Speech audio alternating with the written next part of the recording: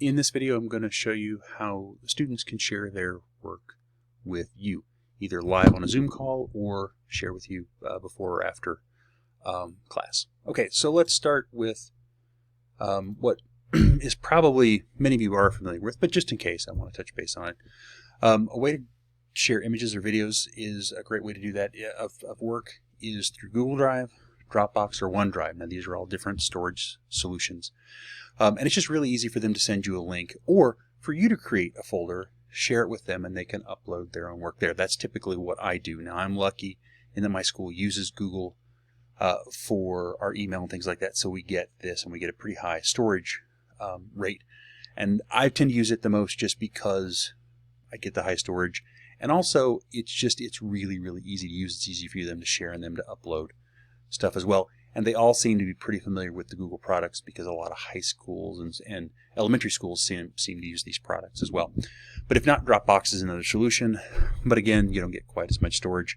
OneDrive I haven't used as much, but it's also really good. I know there's a lot of other solutions out there. You might have one that's better for you. The other way is your content management solution at school might be able to let you store stuff. The biggest problem with these, like Blackboard and Moodle, is you only sometimes the file size is very limited, and it's really hard for us when our files in our area are really, really big. Okay, so that's just one way you can do it with one of those services, if you've ever seen one of those. So here's what my Google Drive looks like. You can make different folders. You can upload different files.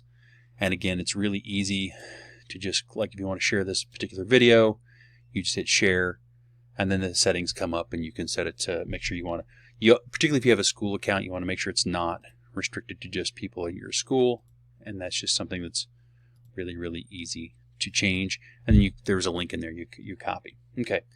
So the next thing I want to talk about is, my next suggestion is have them join the Zoom call in with their phone, because what they can do is easily just use their phone, use its camera, and get a picture of, or show you a picture of the work they're doing. That way, the nice thing about this is you can ask them questions, and they can show you very specific things, and you can give them feedback on different projects that they're working on, whether it's a drawing or rendering, or maybe it's a sewing project, or again, in my case, an electrical project that you want to show them off. That would be my next suggestion. But then they have to sign on their phone, and they have to put it, they can have to show it to you.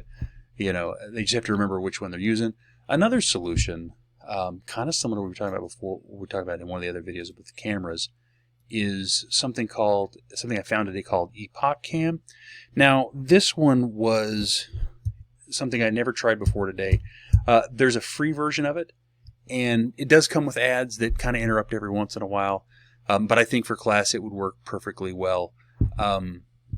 I ended up buying, there's an $8 version that gets rid of the ads and has a few more features that I thought were kind of nice. But the great thing about this is it can show up in Zoom just like a camera. So if I go over here to my video settings right now and I pick Epoch Cam, now I have to fix one thing really fast. There we go. I have to shut off the virtual background. But essentially what this is, oops, I'm holding it upside down, is I just change it to that camera, and I can show my work over here, but it's not messing with anything else or any other settings. And it's just a great way to show off work. Now, you could actually use this for yourself as a demo if you wanted to get a holder for your camera. You could use this to do your own demos, which actually is another good solution. But the cool thing about this is or not the cool thing, but one of the things is you have to put a program on your computer to make this work. And let me just fix this real quick. Okay. And if you go to their website, like once you download it, it'll send you to their website, and it's really, really nice. Okay. And again, it's turn your phone into a webcam, but first thing you need to do is you connect via Wi-Fi, or you can use your USB cable. You download to the computer. Now, you can do Mac OS or Windows, either one, which I really, really liked about that. And I'm like, oh, this is only going to be for iOS. But nope, keep scrolling.